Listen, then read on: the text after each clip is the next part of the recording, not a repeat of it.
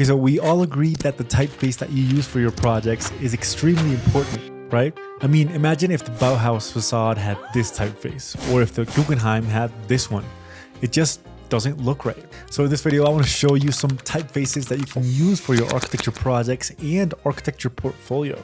And more importantly, I also want to show you how to use them and with what projects you can pair them with. First, if you're interested in searching for your own typeface, I recommend you use an online font library like Google Fonts or Adobe Fonts. Now with these libraries, you have access to thousands of different typefaces and they're licensed and free to use. The only thing you need to do is search your font, download it and install it. It's really, really easy. For this scenario, I have 4 different projects that I want to pair up with a typeface. For sure, you can just select the one you like the best and apply the same one to all of them, but you can also try to identify the personality of each project and pair it with a typeface. For our first project, the Warren, we are going to use a serif typeface called Laura. So when you're selecting a type, you have to ask yourself 2 questions. How does this type make me feel, and how does it serve the purpose of the project? If we look at Laura, we can see an elegant serif type, but not too overdone like other serif types we see out there. Also, if we take a look at the different weights it has, they all look really good and are readable in different sizes. So it makes us feel elegant, but practical, and it works correctly for our purpose. Now, if we pair it with our main image of the project, does it work? Well, in this case, I think the title looks great. Now, what about the body text? And what about the small text? Try to ask yourself, if my project was a typeface, what typeface would it be? What style would it be? Serif, sans serif, bold, italic, monospaced, handwriting, etc. So if we take a look at the project, we can see it's a very traditional looking project with warm and natural tones, and it highlights the wooden materials, which always give this classic kind of vibe. So I personally love how it looks, and I think this is the one that I'm going to choose for this project. Now for our second project, I was a little bit more risky and tried to select a cyberpunk futuristic type of font.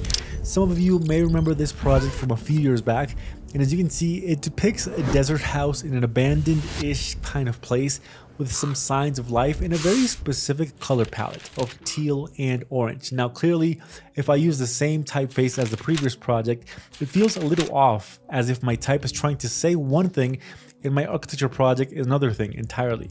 So I searched through Google Fonts and found Oxanium, a square futuristic font family designed by Severin Mayer. So as the description says, it feels at home on the head-up display of a spaceship or the scoreboard of a video game. If we put the type along with the image, we can see it shares some formal similarities with the project. We can see the rounded edges, the square format, the futuristic vibe, but still legible. Now with this font, I'm going to do something different. As you can see, the heading of the page looks good, but if I try to place this typeface everywhere, it looks like it's a little bit too much. So for this, I need an underlying type that will accompany the majority of my projects. This will be a typeface that will be used in the body text and even the page numbers, and complements perfectly any other font. So for example, I'll use my project font for the title, and why not if I had a secondary project image, which in this case I don't, so I'm using this example. I could place an important quote or something related to the project right here. And then any body text that I need to put, I'll place it in my underlying typeface, which in this case will be Roboto. As you can see, if we had used only this font, it would have looked really weird and probably would have looked like overdone. But since we created this pairing of fonts, you can understand that this is how we perceive the emotional character of the project, and this is the general description that ties it all together. Now sometimes it can be really difficult to find a typeface for each project, or to identify the emotion and attitude of a project and pair it with a typeface. Sometimes we just need help. One free resource I found a while ago that helps me with this is the website Fonts in Use. Here you can see different typographies used in specific things, so it gives you ideas on how to use them and with what color it matches, or you can even find different fonts. Here I can filter my search by things related to architecture. I can even search by the fonts I probably already have in mind and see how they're used and give me ideas on how to use them. So if you can't find your typeface, you can place it in the search bar and it will probably appear along with others you can pair it with. And for my third project, I decided to use Roboto Mono. I saw this reference in fonts in use and I just loved how it was used. Roboto Mono is a monospaced addition to the Roboto family that we had talked about in past videos. These fonts are optimized for readability on screen and just look really good generally on all projects. If we place our title next to the main image of our project along with some body text and some additional text, you can see that it looks kind of cool. Now, if maybe your project didn't have a specific personality before, or it was kind of hard to define by itself, well, adding a typeface like Roboto Mono gives it personality and just ties it all together. I made some extra combinations and arrangements of how this can be used, and honestly, it can pair up very well with other projects as well. Also, it's always good to remind yourself that sometimes the typefaces as they come may not work, but this doesn't mean that they don't work entirely for your project or that you should look for a new one. No, this means that probably you have to test it out on different scenarios and adjust it to see if it adapts to the language of your specific project. You can adjust the weights and see which one you like best, modify the tracking or letter spacing in between all the letters and characters in a sentence. Also, adjust the leading or line spacing between two lines of a type. This will also determine the sizes you will use in your document. So between each size difference, I recommend having double the amount of the last one. This way it can be understood easily and there's a nice hierarchy to your text. And for my fourth project, the Working Terraces office building, which many of you have seen in videos like these and these, I wanted to use a typeface that was more versatile and could even work in the signage of the building. So for this, I decided to use the typeface Anton by Vernon Adams. Anton is a reworking of a traditional advertising sans serif typeface.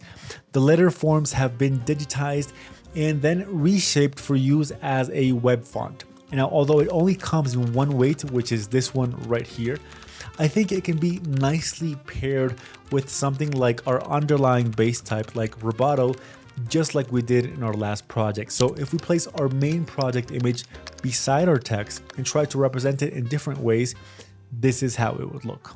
Pretty cool, right? So just like your drawings have a certain language, line intensity, color choice, etc., your type also needs to share a certain identity with your project. Now, if I try to see the spreads of all of my projects together, you can kind of start to see the character in each one, and of course, make any adjustments if you need to do so. But just by seeing these different typefaces paired up with different projects, there's kind of this extra level of complexity that is added to your portfolio as an architect. Like the person viewing these projects would consciously or unconsciously say, hey, this looks different from the rest and a little bit more interesting. In the portfolio reviews that we've done along with my friend Oliver from upstairs, we can almost always identify very cool portfolios by how they're using their typefaces. Some are very bold and use it consistently, while others may place it without too much thought. Now let's take a look at some architecture related pictures, publications, etc., and see how they use typefaces to make everything look much better. First, let's see this identity system designed by Atlas, done for the Design Museum in Barcelona. Here they use the typeface graphic and you can see how versatile and greatly executed this design was, and in its majority due to the correct selection of type. I mean, just imagine your portfolio cover looking like this. I'm sure it would look 10 times more interesting than your usual cover.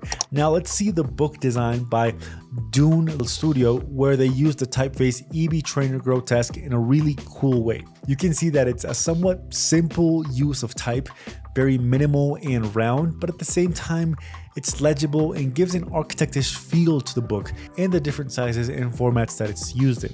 Third, the typeface New Helvetica has been used in numerous times in different ways, some of these paired with some nice color choices and with very specific spacing in between. Others with a more OG architecture magazine kind of look that always hits the feels, if you ask me, and I'm sure your older teachers or colleagues would love. Now, this is the importance of looking at references. When you see how simple fonts are used in a very cool way or more complex fonts in an easy way to understand, you get so many ideas of how you can use it for your own projects. So if you've tried many typefaces and still are not convinced or just can't seem to place it in the correct manner, I suggest you select a good and widely used typeface like Helvetica, Roboto, WorkSans, etc. Select a good reference and try to apply it as best as possible to your project. What typefaces do you mostly use? Which ones do you recommend? Place them in the comment section of this video. So if you would like to see more videos like these, or for me to cover topics that are similar to this, also comment down below. I would love to hear and read you. And if you want to learn more about graphic design and architecture, representing your projects better, and just in general showing them better, don't forget to subscribe to the channel and check out our latest videos. Thank you all for watching, and I'll catch you in the next video. Bye.